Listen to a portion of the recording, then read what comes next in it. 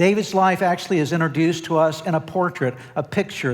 It's the picture of someone serving. The first that we see of David in the Bible, he's serving his father Jesse by taking care of his father's sheep. He's serving King Saul by playing an instrument for him when he would go mad and have very difficult times of insanity. He is serving the needs of others. And all throughout David's life, he served God's purpose with his life.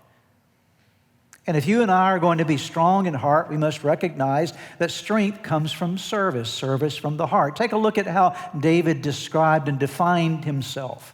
What was his own identity? In 1 Samuel chapter 17, verse 33, we find these words. Saul replied, "You're not able to go against the Philistine and fight him. You're only a young man, and he's been a warrior from his youth." But David said to Saul, "Your servant has been keeping his father's sheep. When a lion or bear came and carried off a sheep from the flock, I went after it, struck it, and rescued the sheep from its mouth. When it turned on me, I seized it by its hair, struck it, and killed it. Your servant has killed both the lion and the bear. This uncircumcised Philistine will be like one of them because he has defied the armies of the living God." How did David identify himself? He said, "This is who I am. I am a servant."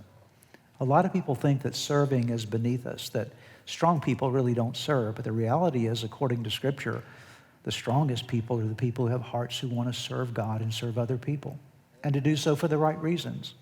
So you can serve out of the wrong reasons. And in fact, there are a lot of weak people that are serving. They're serving out of the wrong motives. They're serving out of what they might get out of it, or a variety of various motives that someone can have in the process of either serving God or serving others. Some people are serving out of guilt. Some are serving out of a sense of religious duty. We can serve for lots of different reasons, but God is looking for a man and a woman, a person who has the capacity to say, "God, I'm available just to simply serve your purposes, to serve you and to serve others." The Bible describes the entirety of David's life with this concept of serving. Notice as Paul speaks of David's life again in Acts chapter 13, verse 36, Paul describes David this way. "Now when David had served God's purpose in his own generation, he fell asleep. He was buried with his ancestors and his body decayed."